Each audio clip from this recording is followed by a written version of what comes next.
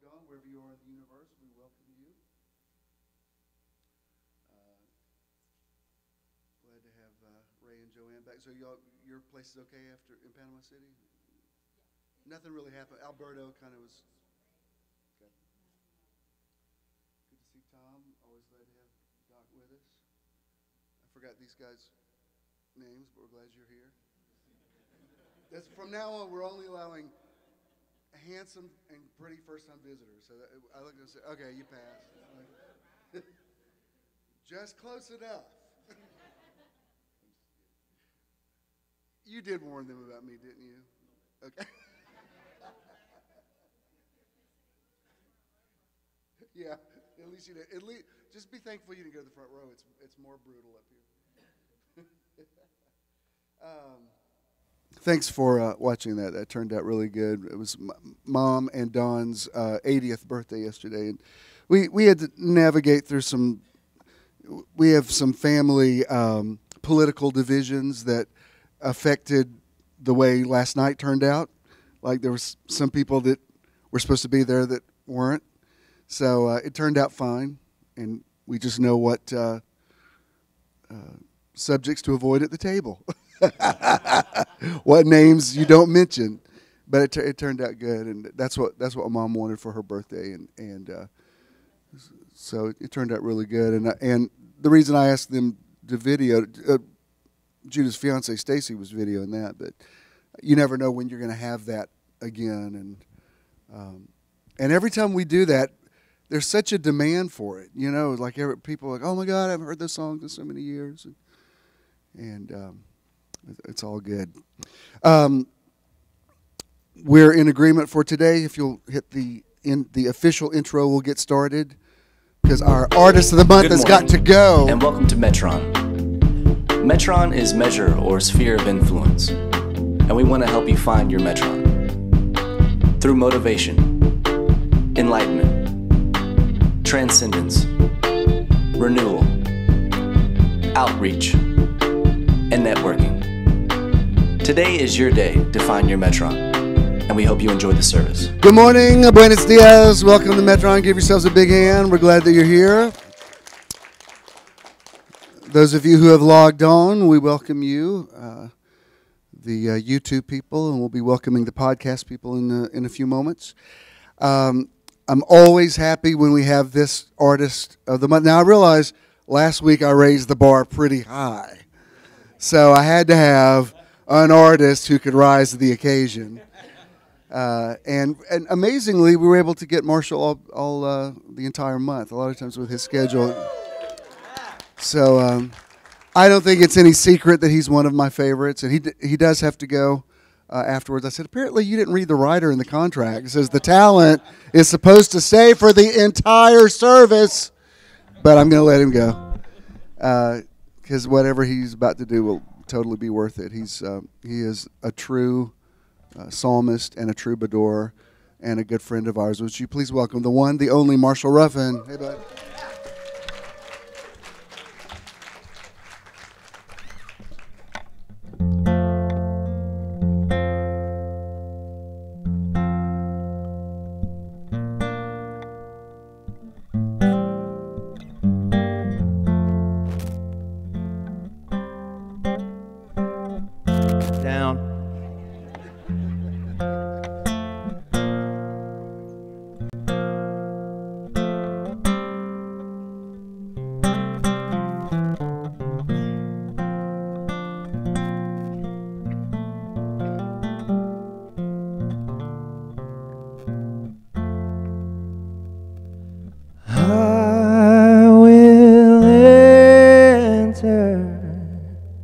His gates with thanksgiving in my heart.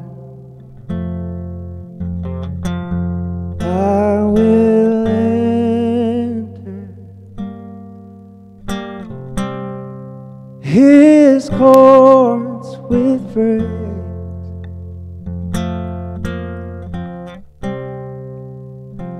I will say, this is the day that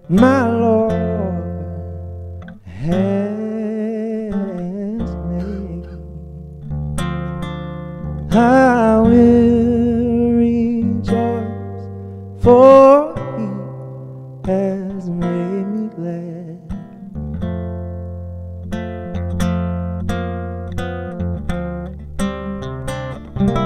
Oh, he has made me glad.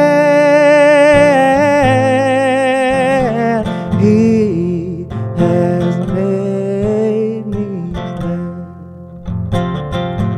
Oh, I will rejoice, for he has made me glad.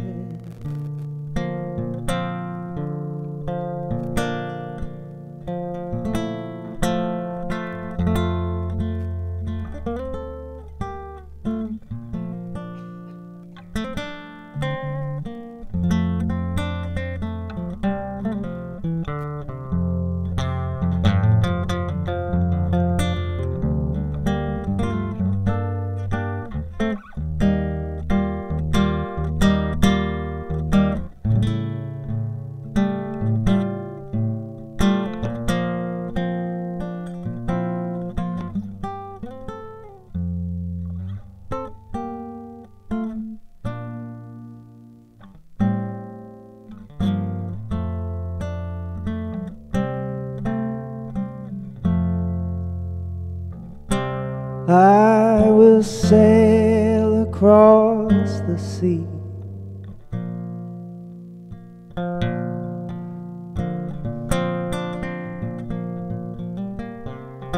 with thanksgiving in my heart.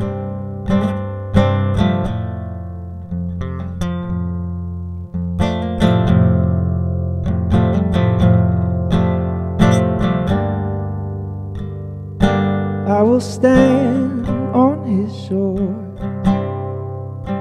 with praise.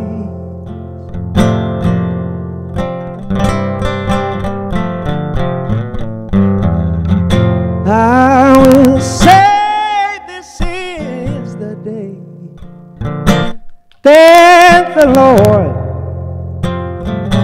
has made. Oh, I will rejoice, for he has made me glad.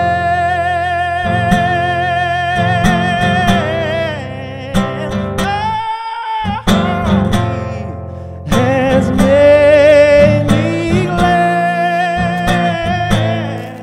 Oh, he has made me glad. Oh, I will rejoice, for he has made me glad.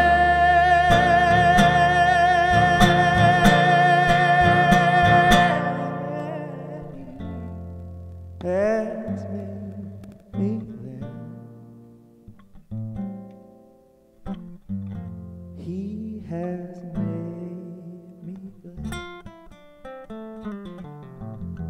I will rejoice, for he has made me glad.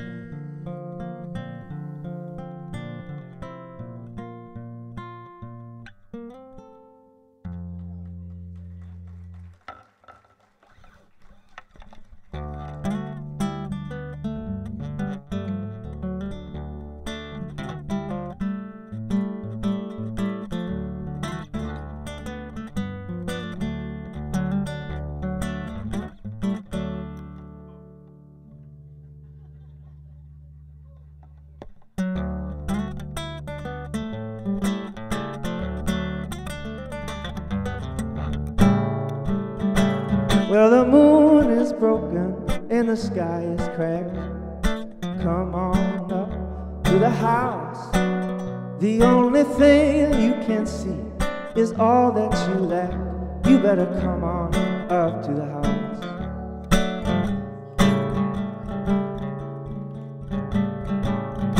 All your fussing and your fighting, they don't do you no good. Come on up to the house. Get down off your cross, we could use the wood. You better come on up to the house. Oh, you better come on up to the house.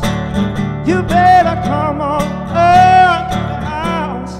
No, the world is not my home. I'm just passing through. Gonna get on up to the house.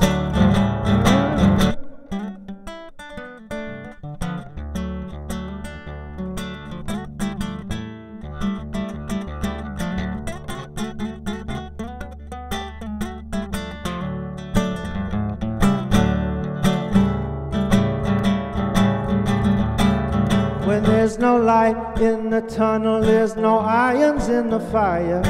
Come on up to the house. And you're singing lead soprano in the junk man's choir. You better come on up to the house. Oh, when life seems nasty, brutish and short, come on up to the house. When your seas are stormy and you can't find no port, you better come on up to the house. Oh, you better come on up to the house. Oh, you better come on up to the house. Yeah, the world is not my home. I'm just passing through. Gonna get on up to the house.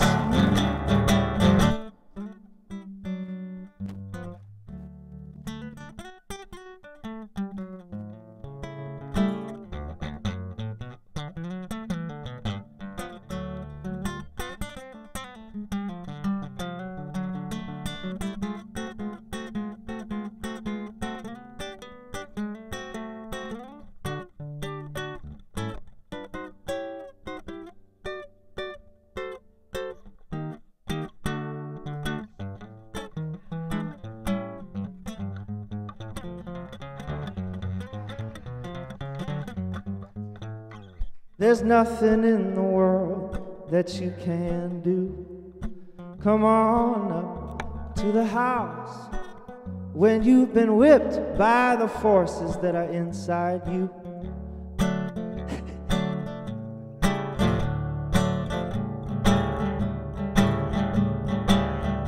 When you're high on top of your mountain of woe, come on up to the house. Well, you know you should surrender, but you can't let go.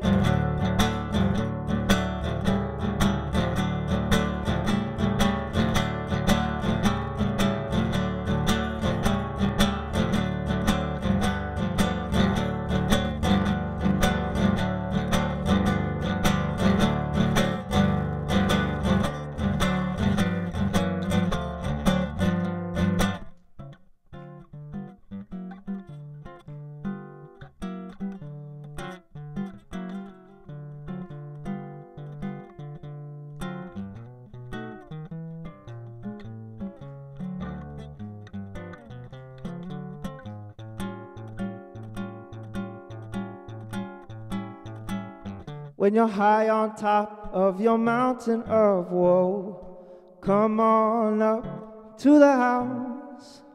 Well, you know you should surrender, but you can't let go. You better come on up to the house. Oh, you better come on up to the house. Come on up to the house. The world is not my home. I'm just passing through.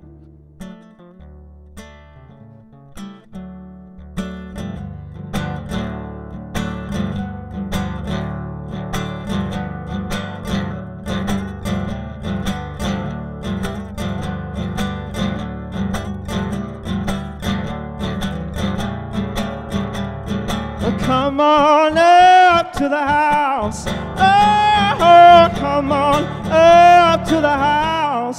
Yeah, the world is not my home. I'm just passing through. I'm gonna get on up to the house. No, the world is not my home. I'm just passing through. The world is not my home. I'm just passing through. The world is not my home. I'm just passing I'm gonna get on up to the house.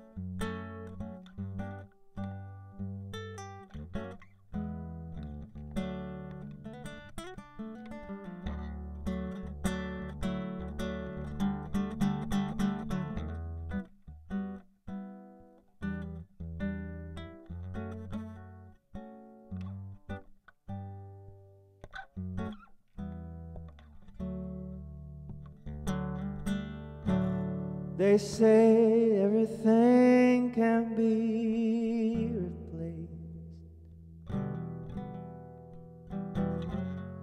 They say the distance is not near.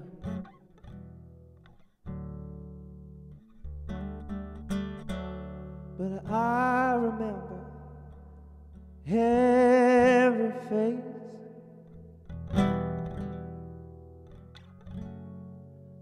everyone who put me here.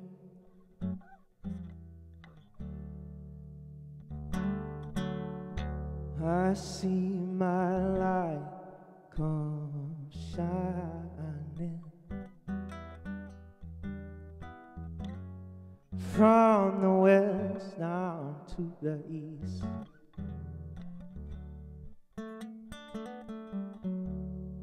Any day now.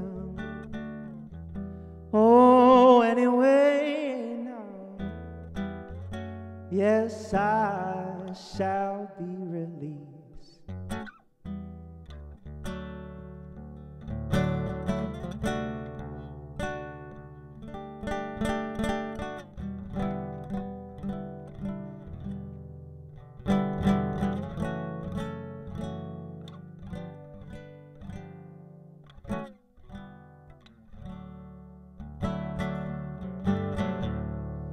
Standing here in this lonely crowd, there's a man who swears he's not to blame.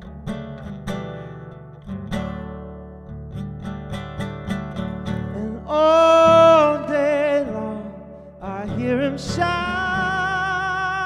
out loud. He cries, my God, my God, I have been afraid.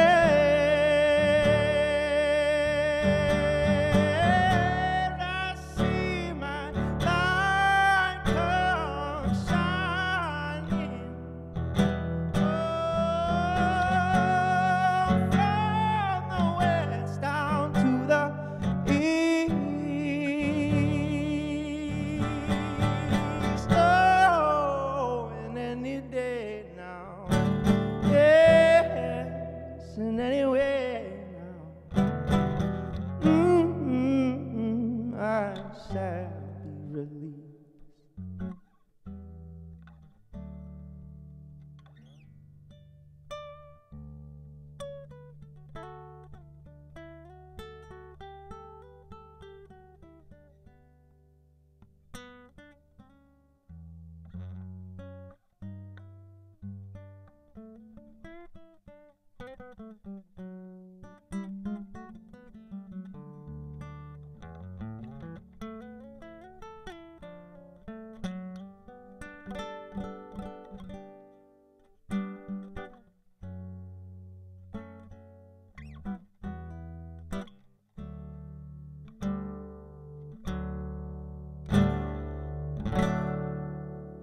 They say every man needs protection.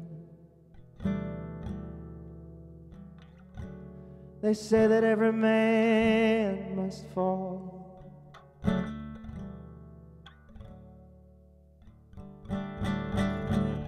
Oh, but I swear, I swear, I swear I see my reflection somewhere, somewhere above this wall.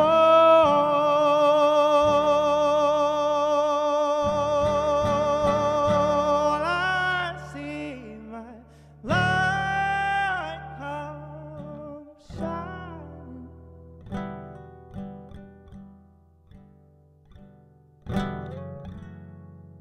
from the west down to the east.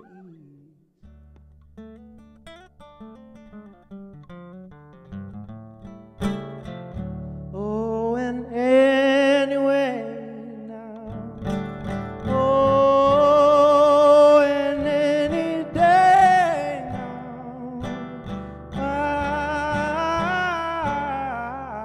I shall be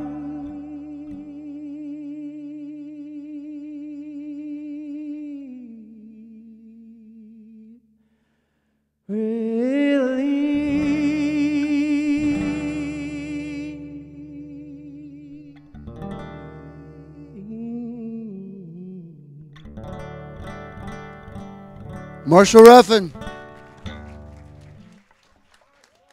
Yeah. That's good stuff.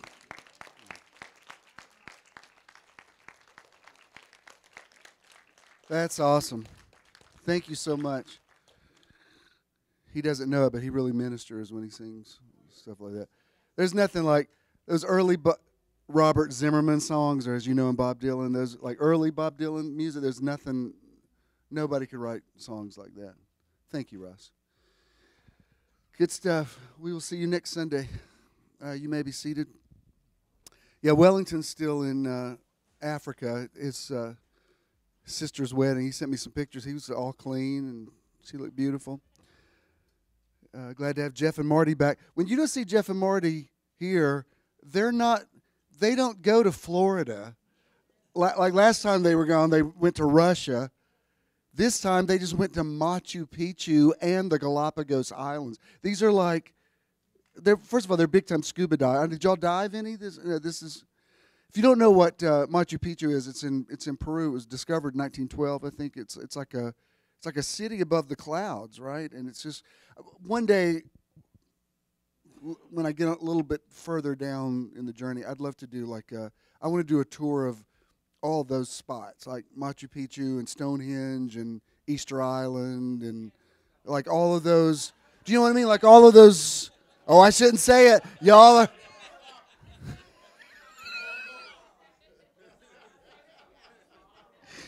Y'all, what have I done here? I don't think that genie's out of the bottle now. But anyway, that's very exciting. I love that they just go on these adventures, and we get to live vicariously through it. So that's awesome. I mentioned some of you that I haven't seen in a while. I'm glad. Listen, I didn't say anything about this last week when Chandra was here because I had already said something when it actually happened. But in case you missed that, it's been a couple of weeks ago now that Chandra's father transitioned. And she didn't say a lot about it. As a matter of fact, I don't know if you mind me telling this, but she had a big concert the night that it happened. And so I called her and I said, I'm just going to speak for your dad. I think what he would tell you to do is go give the best performance of your life and deal with your grief later, which is what she did, is what I heard. That is what you did. And then she went. And then when you got down there, I think, Larry, you found out your aunt had passed. So they've had a lot of stuff going on. And Chandra did a song at her father's funeral that she doesn't know, but when my dad goes, there's something I've asked Marshall to do, that, and also something I want Chandra to do. And that's not sad to me. To me, that's like I make mental note when I hear a song or something, like, if it's 10 years from now, 20 years from now, I want that to. But anyway, just she doesn't post a lot about those kind of things, but I did want you to know that their family's been through some transition, and she's a pro. She went and I saw Fred the next day after I said, "Did she say anything about her dad passing?" She never mentioned it, and I said, "Take that energy and translate it into a great performance." And then, Brenda, was it your brother that passed? And so, I hope you don't mind. I told about you and Tony last Sunday, and is he doing okay? Is he one day at a time? And I hope you didn't mind me, because I didn't know how private y'all were with that, but I just felt like that thing that happened a couple of Sundays ago,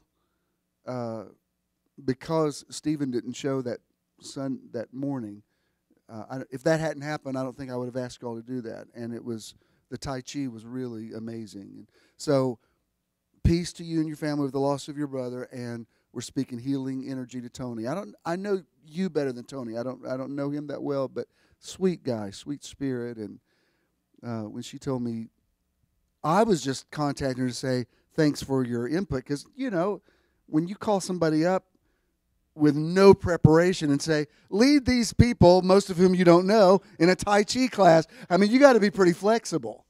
And they did it, and I remember just watching y'all. I was like, wow, they really are a beautiful couple. And then when she told me, I mean, it was just hours before he went into surgery, right? And they didn't say a thing about it. She said, we didn't want to talk about it. We just wanted to get into the meditation, and she said we made the right choice. It was really an extra confirmation to a trip that was just already amazing. So he's going to come through it. He's come. I can tell you this. I don't feel a spirit of death on him. Like when I see him, I don't. I mean, there's some people I look at and I'm like, ooh, you're not going to be. But I don't feel that with him. I feel a very strong life force with him. I'm not saying he's not going to have to fight, but the love that I saw between the two of you will pull him through this. So stay strong. And I mean, I just say it all out here. And Ray's been here since his mom passed, but I think you were here once. But that he's still in a time of transition as well. And I thought about you on Mother's Day because it was just a few days after she had gone. So it's like, I'm not trying to bring the room down. I'm just saying this is the human experience, and that we're all a part of it, and we're all believing for the best. I mean, I'm still going for my 120 years. When I just passed my 60th birthday, I'm like, well, I'm halfway there. These next 60. I'm going to be rocking these next 60. The first 60 were okay, but these next 60, it's going next level. So I'm totally, like I'm still going for the divine health. Let's live like, I mean, I'm still into people who say, let's just don't die. I'm like, well, tell me more. But I also want to be compassionate to people who I know are struggling. And I don't believe those things are mutually exclusive. I think you can believe for the best and put all the energy into life. And Jesus was acquainted with grief. So it's like what I've said so many times lately about Jesus asleep in the boat. He was operating at a much higher frequency because the storm was immaterial to him. He said, let's cross to the other side. But he realized that his disciples weren't. And when they said, do you not care that we're perishing? He said, all right, I'll rebuke the storm. He was already past storms. Where he was, storms were immaterial. But they weren't there yet. And so the highest level is saying, I'm going to meet you where you are without condescending to you, because I understand, I'm a human being. I understand what that feels like. But I don't even have to explain this. You already know exactly what I'm talking about. So, speaking of trips, I just went ahead and put this energy out there. I just did this. Here's the thing. Hard as it is to believe, we are approaching the 4th anniversary of Metron. It seems impossible to me. And I know I said this at the 3rd anniversary and at the 2nd anniversary. This year, Avery and I have our meeting on Thursdays, and she says, what do you want to plan for the thing? I said, I don't want to go to Piedmont Park. I love Piedmont Park, but it's like, we already did that.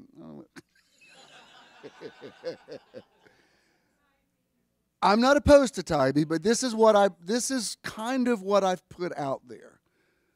And I haven't made an official announcement. I just wanted to say something about it just in case you catch this and want to keep this weekend open. This is what I'm thinking about. The first weekend of August, because our anniversary is the first Sunday of August, which would be August 4th and 5th. I don't want to go. Jekyll was such an amazing experience. I don't want to try to duplicate that. I feel like if we go back there, that bar was raised so high that I don't think it can match it. I'm not saying we'll never go back there, but I'm not ready to go back there yet. That was what happened there on Jekyll Island was such a holy, sacred moment. I'm like, I nearly want to just leave that there. However, I do think, as much as I'd like to do meditation weekends the entire year, and I'm open to it, and we've talked about doing something in the fall, because there's as much as a connection with trees as there is with the waves.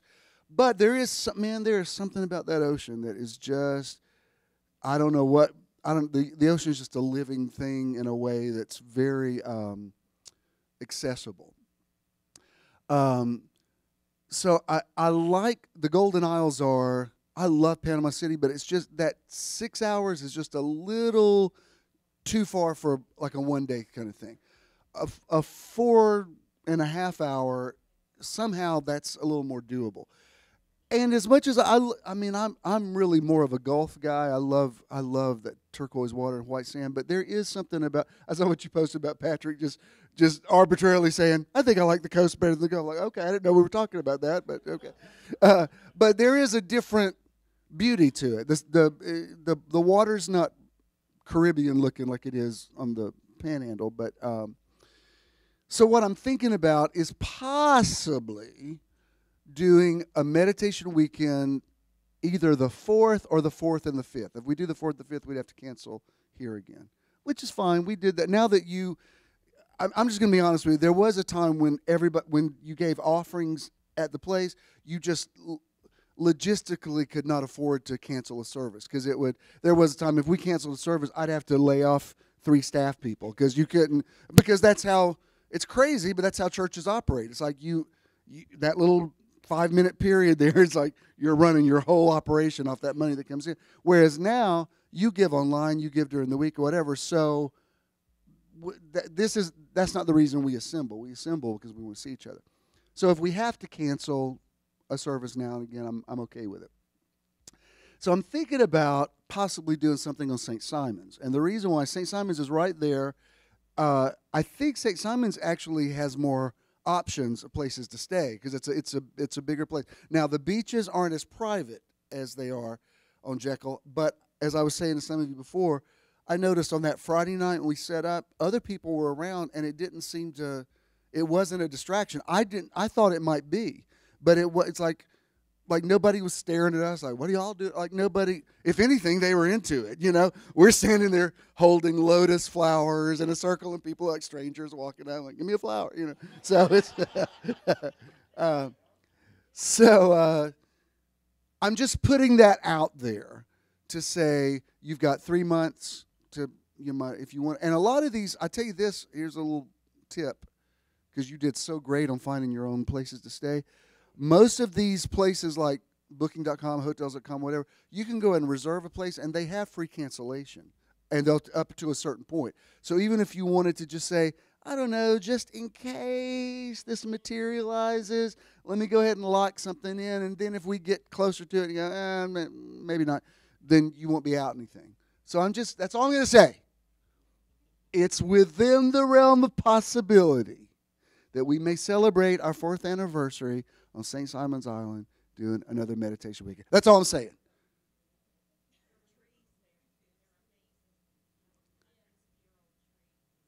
Now, come on now. Y'all don't be trying.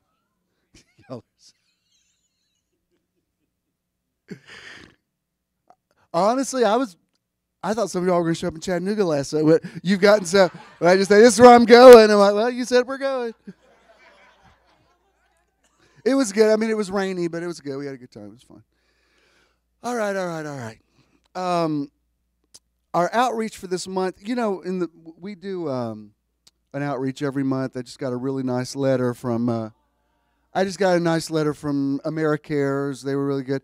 But we've never done anything for animals, and I know you have a lot of animal lovers. You know, and in Proverbs it says there's a blessing on the man who regards the life of his beast, and so there is. I don't have animals because I just like my mobility, but I understand. Like, I know what my mom and dad's dogs mean to them. I mean, like, so I just thought, I don't know, for some reason this just had an energy on it. I thought, you know what, we've done UNICEF, we've done St. Jude's Children's Hospital, we've done, what was the veterans one we did, Wounded Warriors. I mean, we've covered a lot of stuff, a lot of homeless stuff, lot of Red Cross stuff, a lot of disaster relief. But I thought, you know, animals are part of God's creation too. So, and I think ASPCA does some really important work, and so that's what we're doing. I got you, animal lovers. I just don't want one. I want y'all to have them. I love them. Which a lot of when I was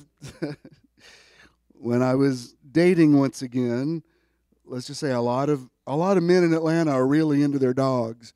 Which is fine, I get it, but that's not what I was looking for. One of my first questions when I met my husband, I said, I'm just going to ask you something. You got animals? No. I said, okay, this could work. I'm not against it. It's just sometimes I like to get in that car and go, and I don't want to go back. I won't even, Christina's got a Great Pyrenees. Is that what it is? What is? And she was late for the thing last night. We were sitting at the table. She texted me. Don't even ask me after the service because I'm not going to repeat it. It was so horrible and gross and vile. She's like, I had an issue with boy, and I'm like, sweet Jesus. Like, Ken said, was that for Christina? I said, don't even ask me. She's got her hands full with that one. Woo! I mean, they've put locks around the refrigerator, and he still gets, he's eating entire chickens with the bones and everything that should have choked him. Oh my God, they eat a lot. A lot goes in and a lot comes out. I know this is too much information, but I was keeping the girls one night and she says, do you mind if you walk boy? I said, okay, because he's a sweet dog. And so I'm walking, and it didn't prepare me with no war. It was like a cow, and it was right on the sidewalk, and people are looking at me like, Mike. I'm like, I'm sorry, I didn't know he was going to do it. I don't know what to do. I don't know what to do. It was horrible. I said, Christina, I'll take care of the girls, but I can't do my grand dog anymore with no warning whatsoever. It was not pretty, and there was no way to pick it up, and I was like, oh, God, what do I do? It was horrible. He's so funny because he really has these really human expressions. Like, he can look sarcastic. And one night I was the girls were already in bed, but I was watching when she was out. So all she has in her apartment's very pared down. There's not a lot of furniture. So there's just a sofa. So boy's taking up half of it. So I'm online, and at a certain point, I just kind of leaned over on him, and he looked at me like, what the hell are you? He got out and plopped down, and he's just looking at me like, I don't know what you think you were. I'm like, settle down, boy. I just was leaning on you because there's no other place to sit. It really was the oddest moment. He just kept looking at me like, what do you think you're doing? What just happened here? I thought he'd be like, into it and cuddling. He was like, you don't know me like that. Oh, Lord. All right, I won't say anything else funny, Brenda. I don't want you to have to get your inhaler out. Last time Brenda was here, we had to call 911 nearly because I had her laughing too much. All right, that's it. No more funny. I will not be funny anymore. Our regular thing is the year of paying it forward. I hope you're continuing to do that. And I don't have an event for this month yet, but we'll see what happens. I have some things in mind, but I just have to wait till there's energy's like a river, and you have to kind of find the current in it. And that's why until I feel strongly about something, I don't really announce it. And that's why I was just kind of thinking, let me go ahead and say something about St. Simon's, the possibility of that. Is that everything I needed to announce? Yes. All right. Y'all ready for the word? All right. We ready for the podcast, peoples? We want to welcome those of you who just logged on to the Metron Live podcast, coming to you live from Metron in historic Midtown Atlanta. Metron people, give the podcast people a big hand. We welcome you. I am really excited about this series. Let me go ahead and show you the title. It is Consciousness and Visualization, Finding a Practical Roadmap for the Fourth Dimension. Now, you know, in quantum physics, they tell us that there could be 11, there could be 18, there could be infinite numbers of dimensions.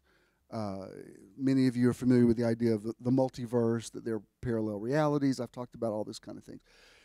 Typically, or specifically, when we talk about the fourth dimension, we're talking about the spirit realm beyond 3 dimensions. When we talk about something as 3-dimensional, it means it has height and width and depth. Like we're living in a 3-dimensional world. Fourth dimension means there's a reality, a spirit reality, beyond what we perceive in the material realm. Paul said the seen things are temporal, the unseen things are eternal. So there's something in all of us. You know, I've mentioned several of you have lost loved ones, and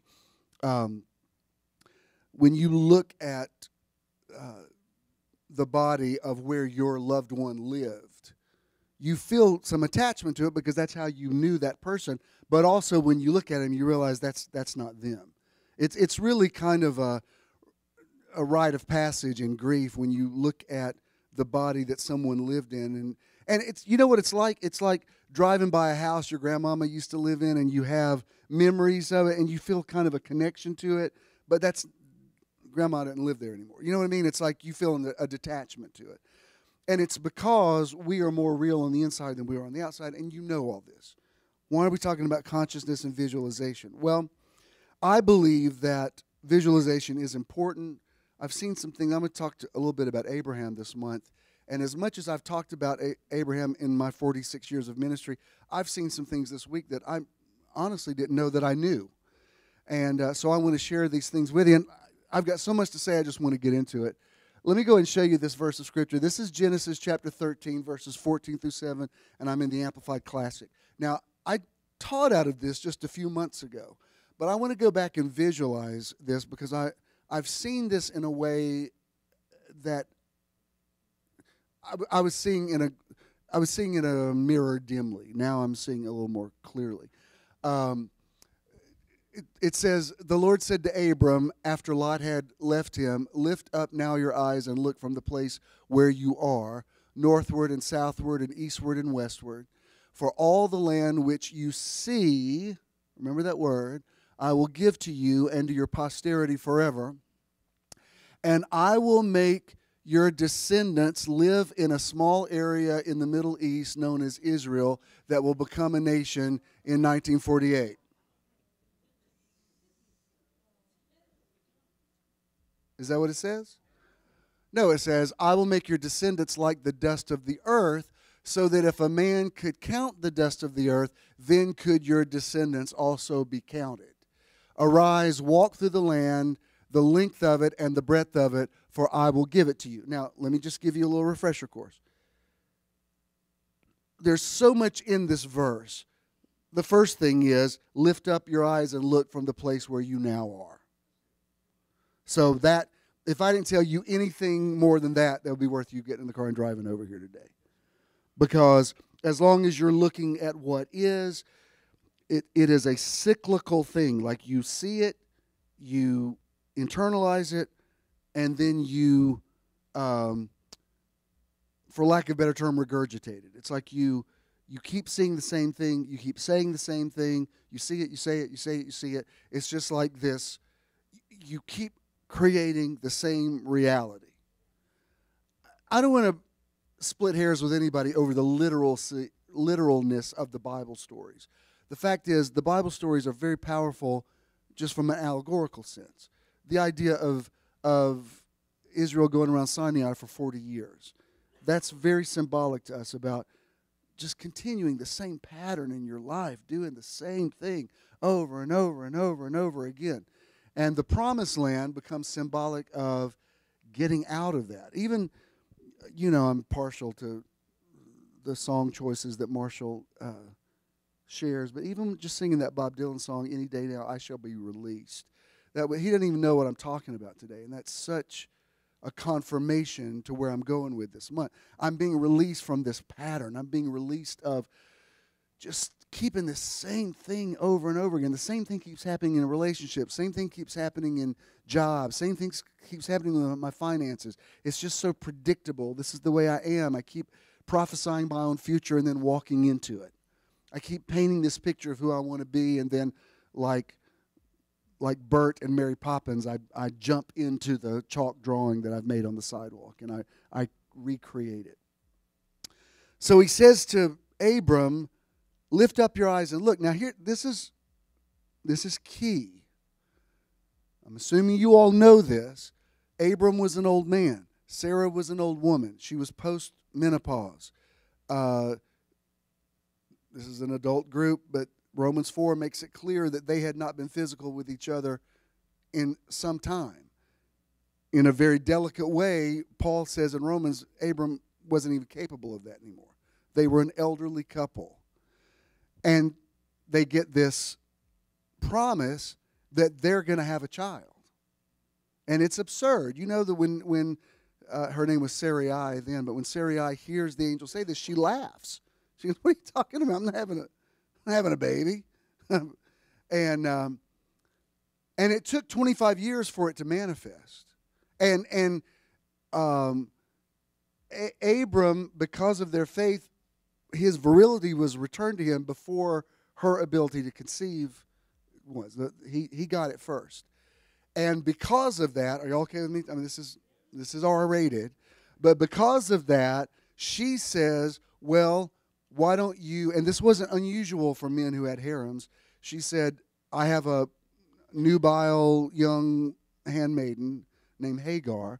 Why don't you have a baby with her, and we will find a way to make this promise come to pass. And that's the reason we have Islam, the reason we have 9/11, the reason we have a terrorist list. All of that came from that one thing. Because after Hagar gave birth to Ishmael, what was he, 11 or 12, when Sarah, she started having a cycle again, and she could conceive. So then she gives birth to Ishmael's half-brother, Isaac. And at a certain point, Sarah's like, well, we don't need Hagar and Ishmael anymore, and cast her out. The reason everything that is in the Middle East was a product of this prophecy, because Hagar and Ishmael they're just out. He just kicks them out. But God gives them a prophecy, and he says, I'm going to make great nations out of you, and they'll be rich. And you look at Dubai and some of these places, they are absolute fulfillment of the prophecy over Ishmael. And the reason, as recently as, 2 weeks ago, there's all this business of the embassy going back to Jerusalem, and our current president saying that Jerusalem's the capital of Israel and not of Palestine, and there was bloodshed or whatever, and it will continue to go because Isaac and Ishmael are still at odds with one another.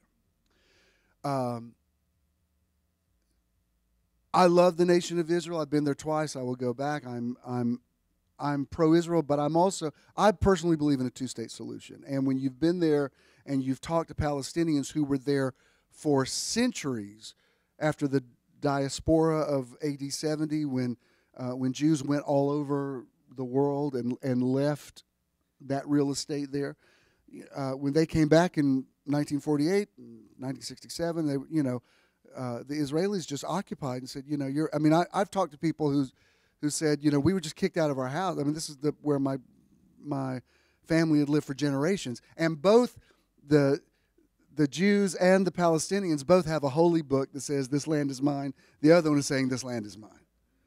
And when I used to work with the Global Peace Festival, we had Israelis and Palestinians together.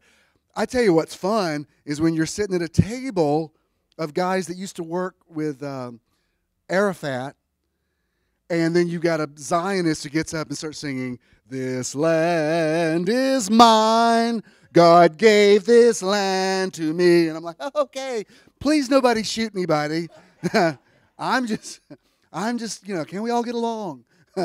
And I had, as I've told you, I had a chance to preach in Ramallah.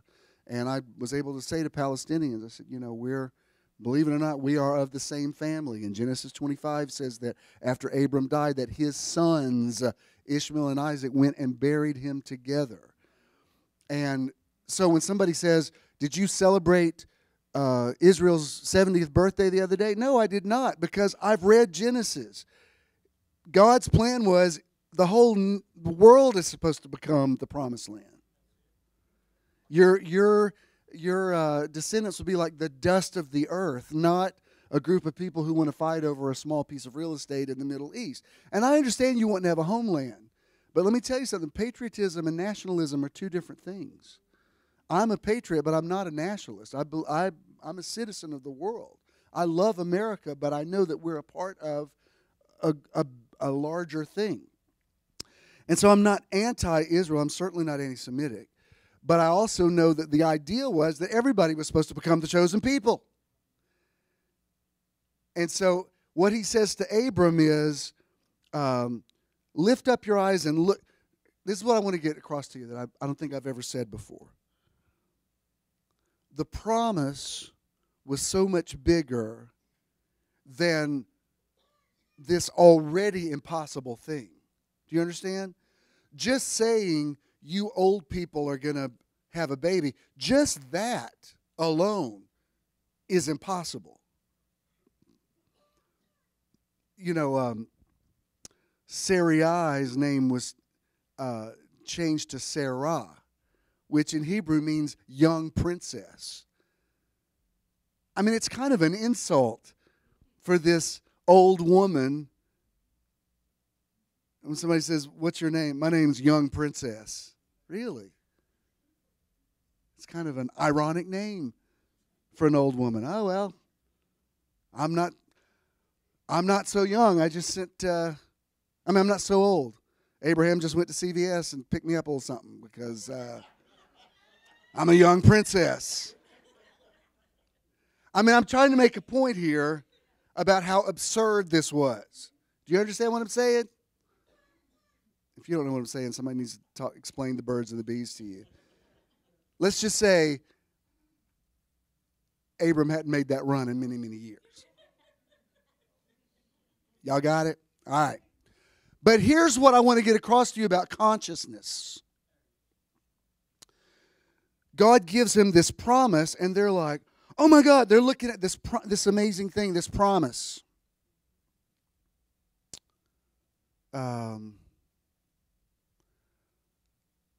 Last week, I told you I reposted this video that Judah had made about the history, the legacy of Church in the Now.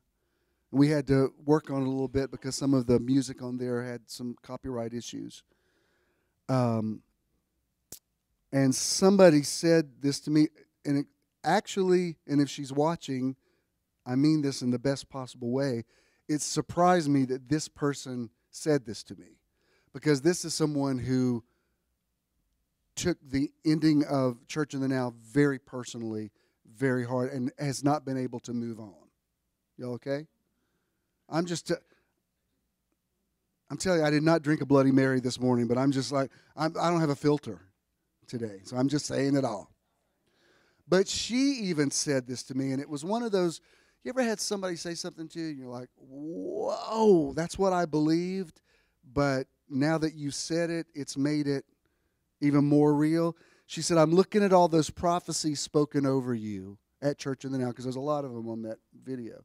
And she says, I realize now they're about so much more than we thought they were about. Because when we heard these prophets, because Church in the Now was amazing. I'm sorry, I'm not just saying it because it was mine.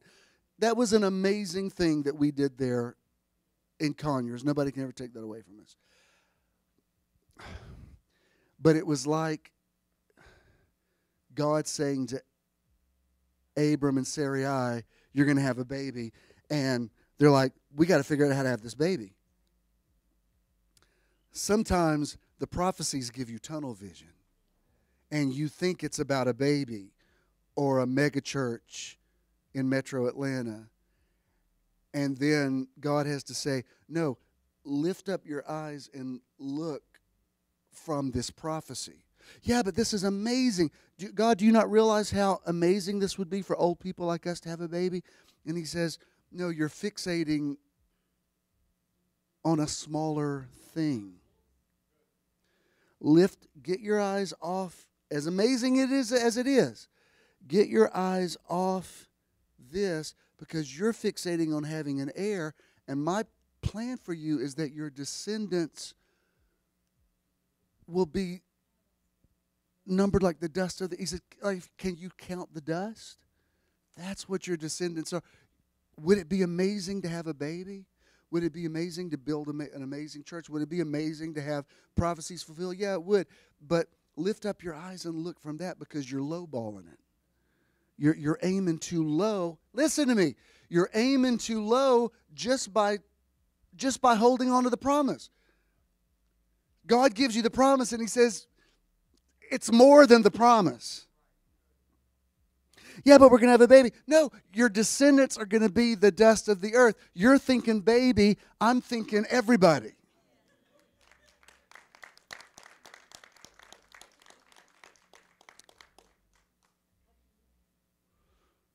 And that's even, I read what Denise had written to me. She said, I was crying looking at just the majesty of what Church of the Now was.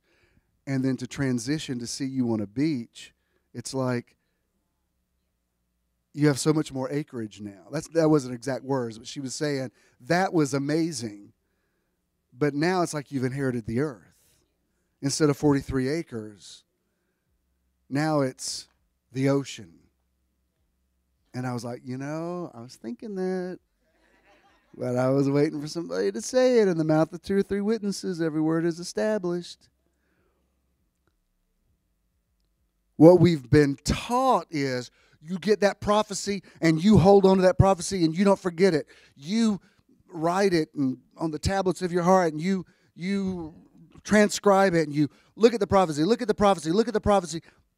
Do you see how looking at the prophecy becomes counterproductive? Lift up your eyes and look away from the prophecy. Yeah, but I was in this service and this guy called me out, and lift up your eyes and stop listening to the tape of that, because you're getting fixated on a 30-fold return when I'm trying to give you a 100-fold return.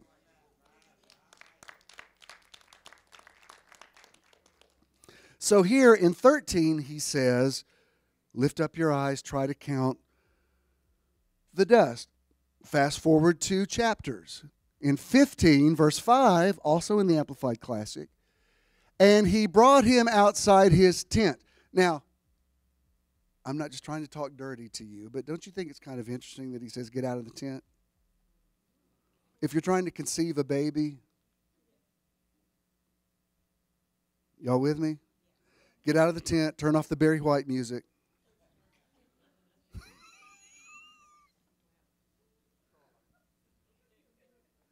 Yeah, but God, you said we were going to have a baby. We got to get busy. That's where babies come from.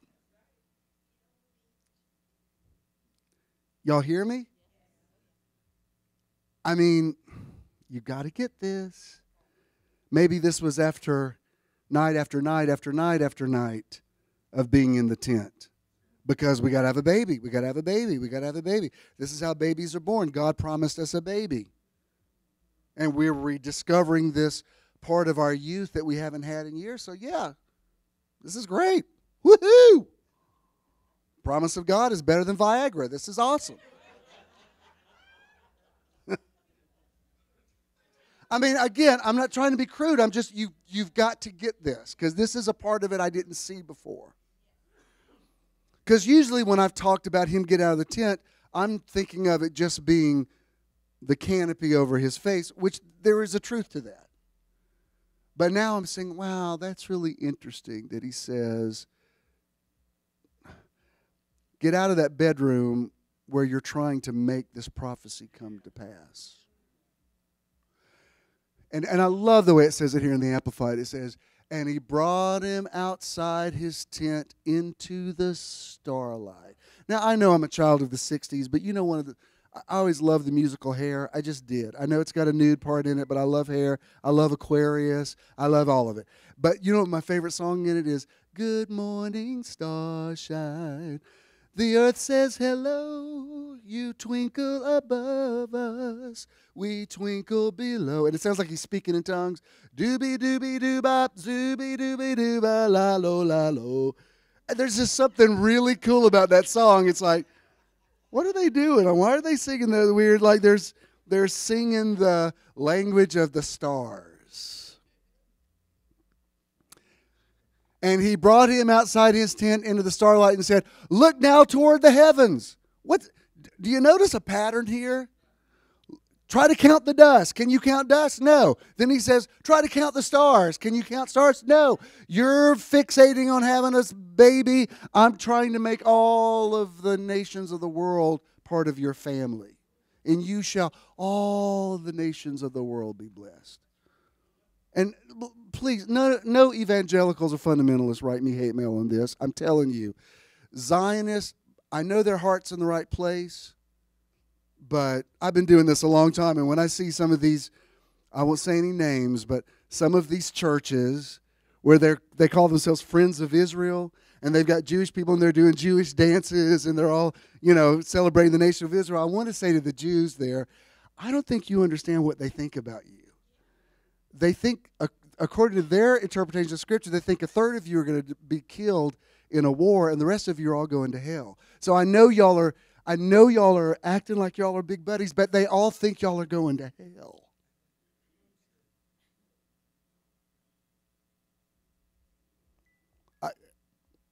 Is that me? What is that? I tell you what'll really blow your mind when you go to the Holocaust Museum in Washington, D.C. There's a place you go into that shows that Hitler came from the same hometown that Martin Luther came from. Martin Luther, the reason we have Protestants, the reason there is a Protestant church beyond the Roman Catholic Church, is Martin Luther, he has this thesis of 95 things that he nails on the Wittenberg door. So he protests the Roman Catholic Church, and that's where the Lutheran Church came from, and which we got Presbyterians and all of the. That's why y'all have Lutheran back. Lutheran liturgy is very similar to Catholic liturgy, but it's Protestant. Okay. And when he did that, he believed that all the Jews were going to be saved. He thought there was going to be a great revival. When that didn't happen, he turned on them and said they should all be annihilated. It was just, in the early 90s, it was taken off the Lutheran books, the Lutheran philosophy that the Jews were like reprobates and were all going to perish. Hitler thought he was a Christian. White supremacists think they're Christians. The Ku Klux Klan, they think they have a white God and a white Jesus, and that they are, and they've got their little scriptures out of Genesis because they think, according to their skewed interpretation, that Ham, because he had some kind of homosexual relationship with his father, was cursed, and he became the first black man. That's just not true. That's not at all what that story's about. But slavery, all of it came from that. If you wonder, how could those white Christian churches have endorsed slavery? And even now, I mean, there's some of the stuff I've read this week on Facebook from people that I've known for years and know their ministry that are supporting racist ideology. I'm like, what has happened to you? My God, are you kidding me? You're really defending that? You can't tell there's a difference between somebody just saying something vulgar and somebody saying that an African American woman looks like an ape. You can't tell. You don't see a difference in that, really? And you think that's spiritual warfare? Oh my God, what happened to you? You know, there's a a word called Ichabod that was put over churches, said that the glory is departed from them. I'm like, give me some spray paint. ICHABOD. Like, are you kidding me? How do you not know the difference? Well, this political correctness, you don't even know what you can say. Yeah, you should know the difference. It's like men who say, well, I don't even know what to say to women now. Come on. There's a difference between saying, wow, you look really great today, and if you don't have sex with me, I'm going to fire you. You can't tell there's a difference. Really? That's all the same to you? Really?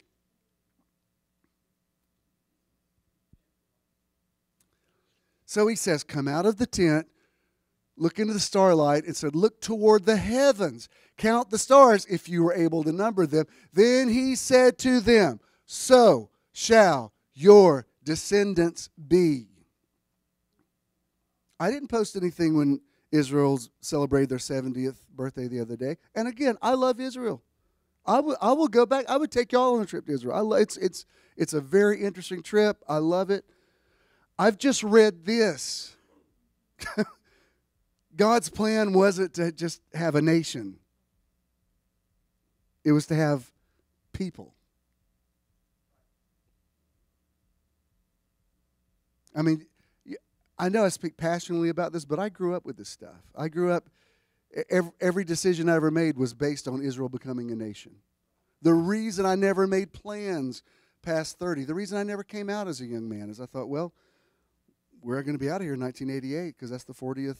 That's what I was taught. That's the 40th anniversary. It's a generation. Jesus said, this generation shall not pass until these things come to. So it'll have to be, in 1988. I know this is, I'm speaking Greek to some of y'all. You never heard this. Some of us grew up with this every week of our lives.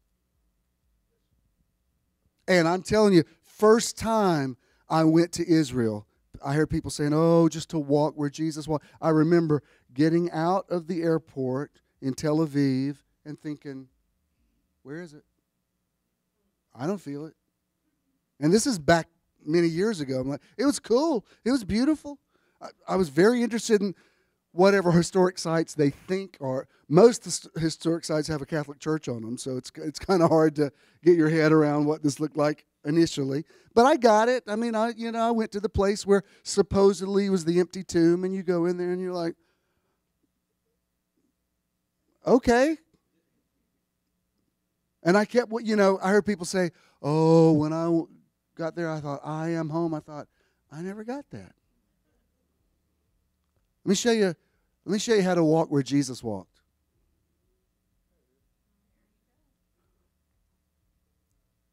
I'm in the Holy Land. I'm in the Promised Land. I'm in heaven. No, in heaven we're going to walk in streets of gold. Well, that's fine.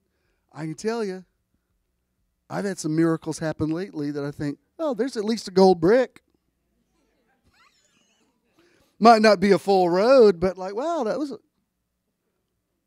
I'm telling you, every time somebody says, I don't know why I just wanted to give this to you, I'm like, well, there's another brick in the road. Praise the Lord. Goodbye, yellow brick road, where the dogs of society howl. All right, what's he saying to Abram? Look up from the place where you now are. Come out of the tent. Look up at the starlight. The reason I'm talking about these two words this month, consciousness and visualization, I want to say this to every one of you. Stop aiming too low. Stop settling for less. Stop being all excited over the prophecy when the prophecy is just a means to an end. I don't know how many of you are familiar with that whole thing about somebody prophesying over you. I was watching, we watched pretty much the whole season of American Idol. And, I've known Katy Perry's parents for years. And they were very prophetic. And then all of a sudden, on the Mother's Day issue, I look up, there's Mary's on the, she's given a word. And I thought, wow, that's kind of amazing. And I mean, they came out of that whole prophetic thing. That's how I knew them. That's how I met Jane Russell. That's all that. I know I'm name dropping, but I'm just letting you know. And I said this about when you listen to everything that Katie says, and she's off the wall, but everything she says to those American Idol people, it sounds like a prophecy. She doesn't say, you sing well. She says, I think you were destined for. I mean, it's like she can't get away from it. It's in her DNA. But those of us who came out of that prophetic thing, anytime the prophet was in the house, you're like, come on, give me a word, give me a word. Everybody wants that word. And I used to notice back when we were like really into that, like as soon as somebody got called out, they weren't even listening. They were just so happy to be chosen. They weren't even listening to what the guy was saying. I used to see this all the time, like, come here, let me give you a word, and the person would go, and I would be like, you're going to miss the word. You're too caught up in the emotion of it. Wait and hear what he's got to say. That's why if you ever notice me on those videos of somebody's prophesying over me, I'm honed in on them. I'm making eye contact like, what you got? This better be good. I may fall out in a minute, but not until you get through. What else you got? And I ain't got, so all these people that just immediately were out under the power, like, get up, you're missing the prophecy. This guy's giving you this amazing prophecy, and you're like, I was chosen. This is what's wrong with you. You don't listen.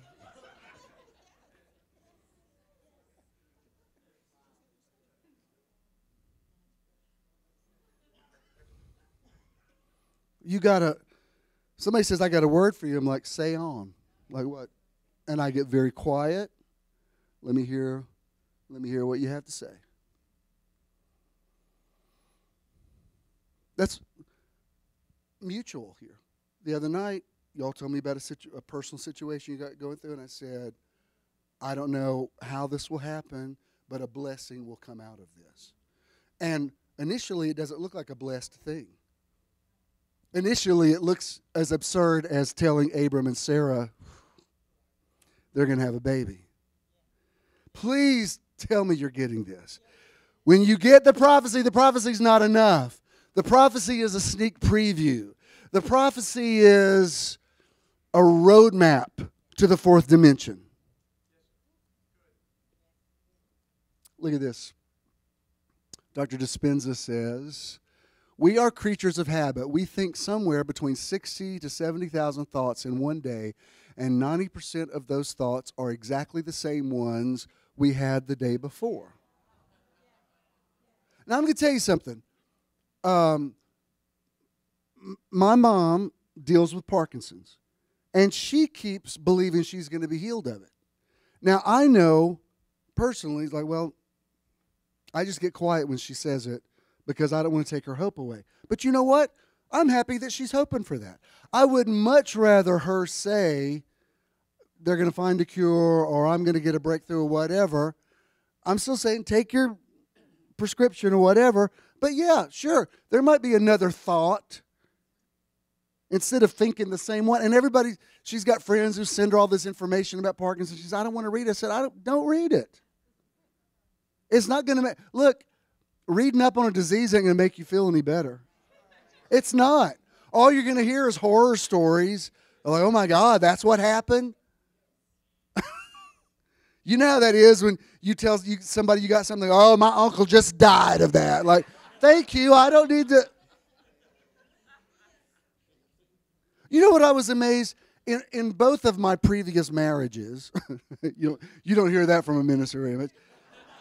But I was very involved in the childbirth process and the pregnancies or whatever. I was amazed, both with Terry and Debbie, I was amazed at how many people would come up and tell them horror stories about pregnancy. And I think, why are you doing this? I mean, just horrible stuff. I got to where I would just be like, could you shut that down right now? Because one thing is, all 4 of my children came out of awesome pregnancies. I mean, I spoke over them, and I'm not just taking credit for it. Their mothers were healthy women. But I'm saying, I just would not entertain that. I'm like, no. Even when Mom would tell about my horrible birth, I'd be like, Mom, that was your story. That's not ours. Well, you're just in Mom, some people say, you're just in denial. No, I'm not in denial. I know that it's out. Look, let me explain to you how this works. When I get in a car, I fasten my seatbelt. When I do that, I'm acknowledging that sometimes cars hit other cars and people have car accidents and they die. But I still drive my car. Do you understand? For a second, I go, click. I'm acknowledging reality. I'm not going to, drive 100 miles an hour, go, la, la, la, I can't hit anything. No, I'm aware, click. But then I go ahead and drive, and I'm not going to drive in fear. At night, before I go to sleep, I turn the lock on my door. I'm acknowledging that there might be somebody out there who would like to enter my house. I don't want them to enter tonight. But I'm not going to stand there at that door all night long going, oh, my God, are they out there? Are they out there? Do you understand? So I'm not telling you to be in denial. If the doctor tells you to take medicine, I'm not telling you to go flush your medicine. I do think we're all on too much medicine, though. I do think that. I've weaned off nearly everything lately because I'm just like, I'm not telling. That's my journey. I'm not telling you not to. But when I started working out again and being more active, I thought, I'm not going to take this blood pressure medicine. I'm just not going to do it. I'm not telling you not to. I'm saying this will be an impetus for me to get up off my butt to say, if I'm not going to take it, then I need to show up to that gym and do what the doctor said I'm supposed to do. Because it's just easier. I'm prophesying right now. It's just easier to go, well, I'll just pop this pill and see what's on TV. But when you're not taking stuff, you're like, no, you're 60 years old. Let's hop up. Let's get on a little treadmill. Because I remember when that doctor prescribed that to me, he said, if you would just lose a little weight and exercise more, I wouldn't have to put you on this. But it's just so much easier to go to CVS and get that prescription. I know, I'm not anti-medicine, but honestly, everything they show on TV, the list of side effects are so long. I think I would just rather have the disease. I mean, some of the stuff I'm like, are y'all kidding? It's like, how can it do all of that? Can cause constipation and diarrhea. I'm like, well, how? Which is it? Can give you chills and fever. Like what? And I'm not telling you, do not go home and say, Bishop said to get rid of my man. I'm not telling you that. I'm saying take as little as you possibly can. And even if you have to take it, say, this is temporary. I'm getting through this. I tell you, 5 of the most powerful words you will ever hear in the scriptures is, and it came to pass. So even if you're going through a rough patch physically, all right, this is a thing I'm going through right now, but it's a season, and I'm prophesying my own health at the other end of this. I'm not going to spend the rest of my life being like this. Because I'm going to tell you this, if I thought I was just going to have to completely medicate for the rest of my life and it was just going to pile on more and more, I think, well, then let me go on then. Because if that's all I'm going to do is just go from hospital to hospital, that's not abundant life. You make whatever choice you want to make, but for me, I would rather say, well, I had a good run, and, I mean, I'm telling you, feeling good is important. I didn't plan on saying all that, but somebody's pulling on me strong today. But before I leave this, let me say, just sometimes another thought, just one different thought can change so much. Instead of having the same, look, if you just keep talking to the same people who are in the same boat with you and you feel worse after you talk to them and misery loves company, you got to get some new friends. Your friends are killing you. I mean, at some point you just got to say, baby, I love you so much, but I cannot have one more conversation with you. You're killing me. I got to talk to some people who will lift up their eyes and look. And if you don't say that, at least nip it in the bud. And when you see that number come up, you go, oh, crap. What you do is, I'm not going there. I'll answer this, but I'm not going to get sucked into the abyss. I'm not going to go into the dark vortex. Their depression is not my depression. And I'll hear you, oh, yeah, it's going to get better. I love you. Okay, I got something's burning on the stove. Go ahead. Put something on the start it before you answer the phone so that you're not lying.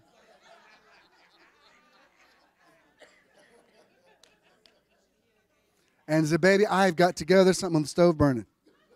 Just keep you a little something beside the stove that you could just quickly put on that would be easy to extinguish in case it got out of hand. Don't set off your smoke alarms, but just keep a little something. When, oh, crap, I got to put that on the... Okay. Hey, what's up?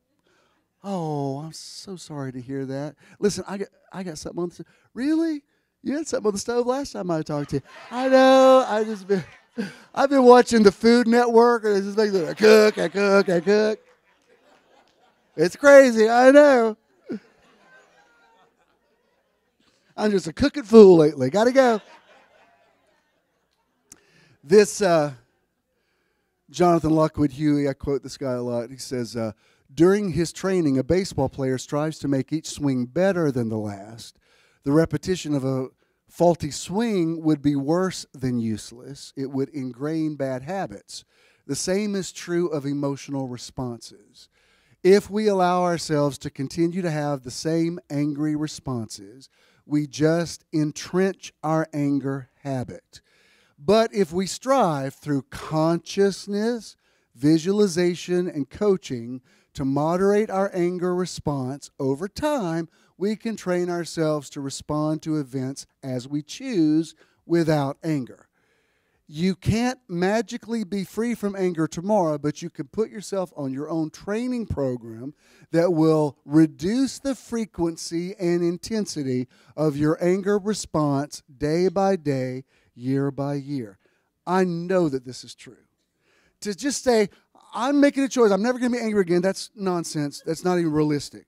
What you can do, and I did it as recently as yesterday. I was in a conversation with people who very dear to me, but there's a place our conversation can go that it nearly went there 2 or 3 times, and I just reined it in. I just said, I wasn't obnoxious. I just said, you know, what I've learned at this stage, and they picked right up on it. That's what's amazing. You'd be surprised how much people want to do the right thing. And I just said, you know, before we had that conversation, I want to just say blah, blah, blah. And they were like, yeah, you know what, you're exactly right. It's like it wasn't, and I didn't walk out of there going, ugh, where's some Listerine? I can't believe. Before you know it, you get pulled into that conversation with somebody.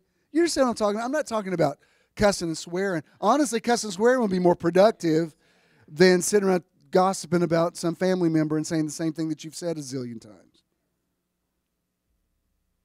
And it's like what we were saying last week about watching the news, like being able to watch it with detachment. And I'm telling you, I don't think meditation is a panacea. I don't think it's the end-all, be-all. But I can tell you, just what little meditation we've done, I don't know if you can say this, but it's made a difference in me. And I can tell I'm not serene 100% of the time, but I am definitely serene adjacent nearly all the time. And I find myself, if I get pulled into stress, I'm like, okay, you know, even something as easy as a breathing technique. Just like, all right, wait a minute. Hold it.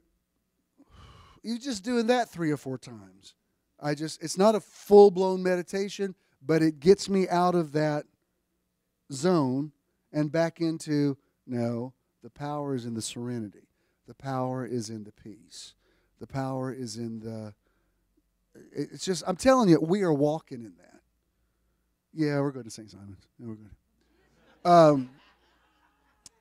The great Voltaire said this, meditation is the dissolution of thoughts in eternal awareness or pure consciousness without objectification, knowing without thinking, merging finitude in infinity. This is the amazing thing about meditation, is when I say you're not trying to think of anything. Well, I thought this is about visualization. It is, but you have to stop this before you can visualize out of here. And it takes a while just to turn your brain off. I'm telling you, if you don't even actually meditate, just go sit your butt on a beach and be quiet for a minute and look at the surf. Even that's valid. Or if you can't get to the beach, look at a lake or look at a swimming pool. There is something about looking at a body of water that is important.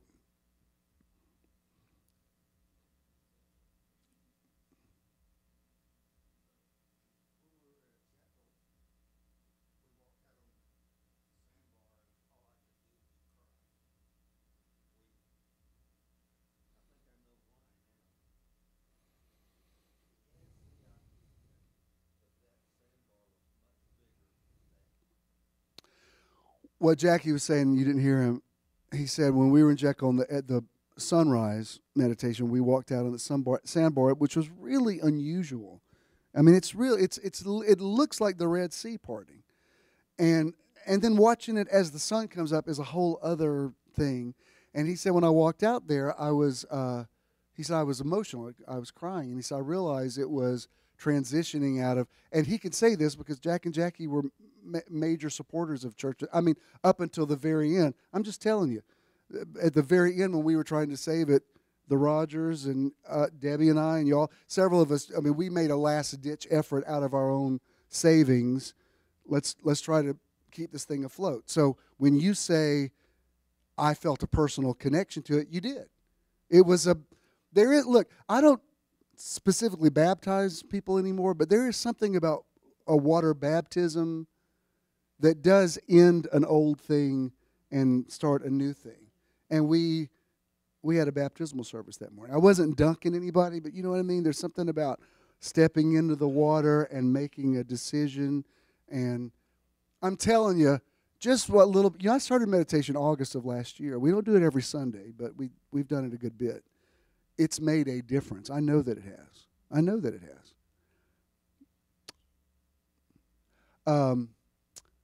And I've got another quote by this guy, Huey.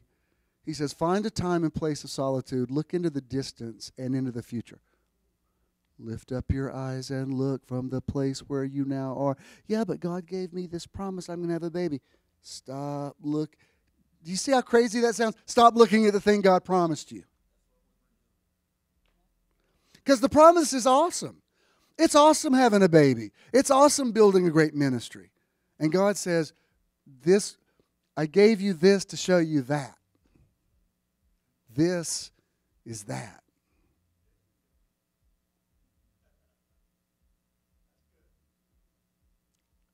I don't want to just milk the Jekyll thing, especially for those of you that didn't go, because I don't want you all to be like, dear God, if you don't shut up about Jekyll Island. And I don't feel that you feel that. I feel like everybody's so connected now that you said that, Mishana. You said, I felt like I was out there with you, which is exactly what I wanted. That was symbolic of a much larger thing. Well, that was just a trip to the beach. No, shut up. I hate you. That's not what it's about.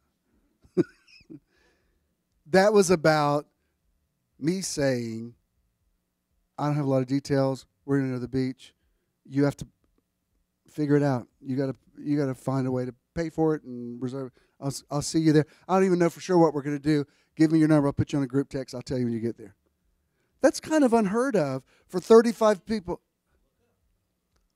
35 people said, okay, what are we going to do? There was no struggle. Everybody got it. I didn't have to over-explain it. I didn't have one person going, well, what was that about? No, everybody got it as soon as I said it. Well, is that about a trip? No, lift up your eyes and look from that. It's about a much bigger thing. Some of you have never thought this before, but what if I said, I love Paris. Wouldn't it be cool why don't we, in a couple of weeks, I'm going to go to Paris, and we'll go have lunch at the Eiffel Tower. Well, again, but I'm just saying, like right now, that sounds absurd on so many levels.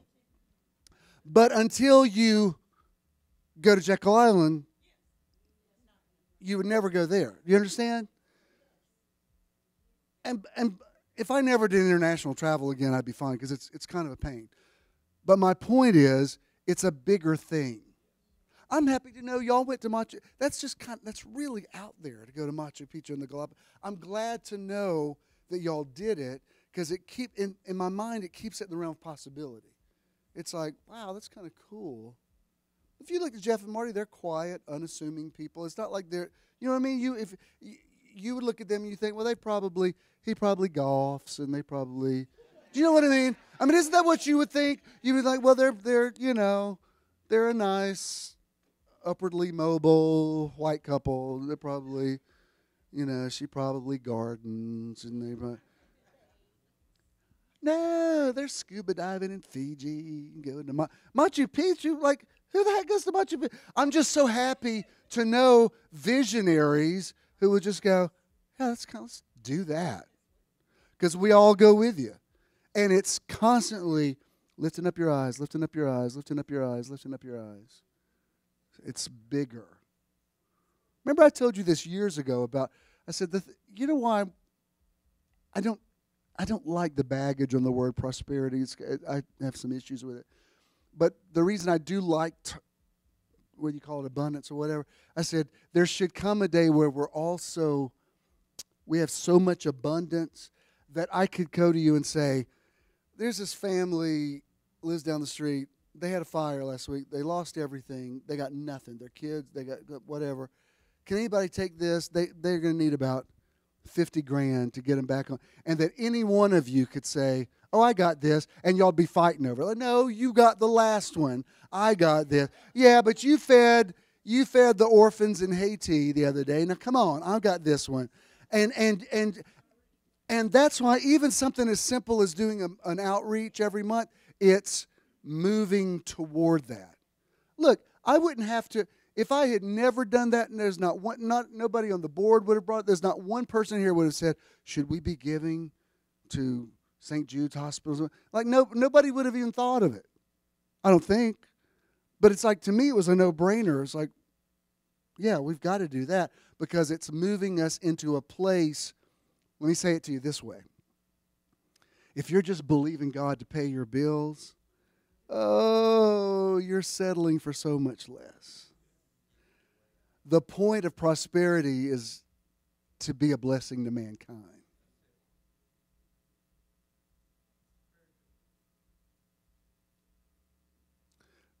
I hope she doesn't mind me saying it. Frances just had a birthday. I don't give her stuff. She wants to give me something on her birthday. She goes, I know that sounds crazy.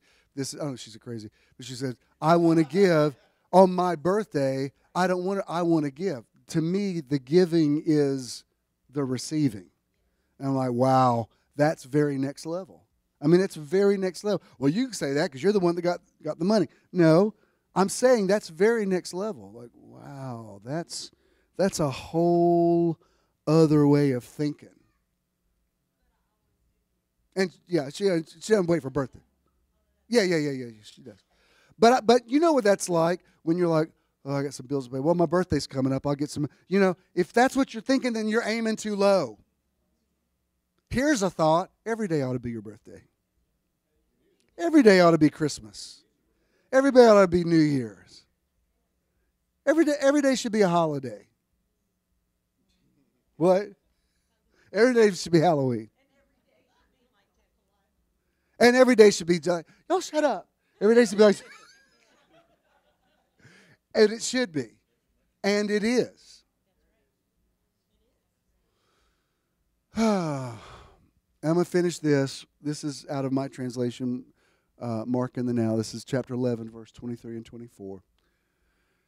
Jesus says, let me reveal this truth to you. You're impressed with what happened to the fig tree, but the fact is that you have the power and the ability to say to this entire mountain, be lifted up and be thrown into the sea, and see it obey you. You've seen me actually speak to a storm or command the dead to live again. Well, in the same way, if you can connect the God kind of faith that is in your own heart with the creative ability that is in your own mouth, if you say what you believe and believe what you say, you can produce these kinds of results. This is why I am telling you, whatever you ask for in prayer, whatever you decree, believe.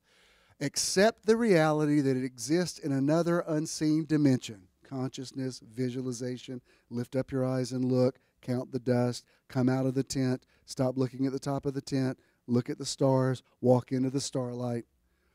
Simply because you say it. Don't suspend or delay belief until you see it manifested in the physical realm, because what is unseen is more real than what is seen. Be confident that your request is granted to you and you will get it. Your own irresistible faith will attract it to you. The one thing, when I did that first meditation at Dr. Dispenza's conference, he says, when he got through, he said, now visualize what you want, but don't just see it. Think about the joy you would feel when it was manifested. Because it's the feeling, the anticipation. Remember how you used to feel about Christmas morning? You're just like, oh, I'm going to be so excited. Open those gifts. That's the way you should anticipate. Well, I don't want to aim too high. I might be disappointed. Shut up. You should expect every day to be like, oh my God, what's going to happen today? What's going to happen today? Anything could happen. Anything's possible. Let's all stand.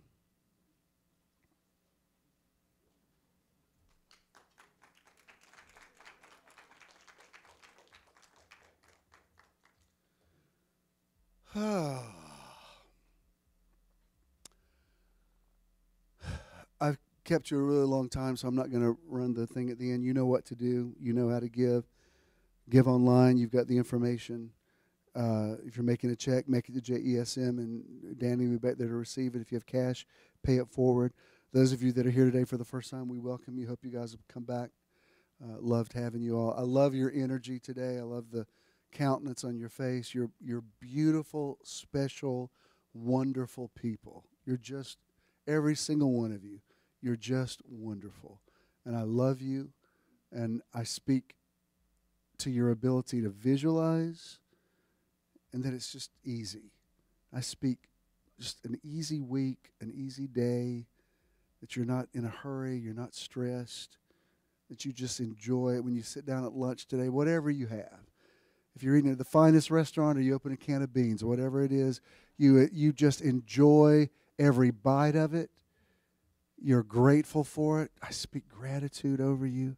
I speak possibilities. I speak starlight over everyone here. I love you very much. Peace.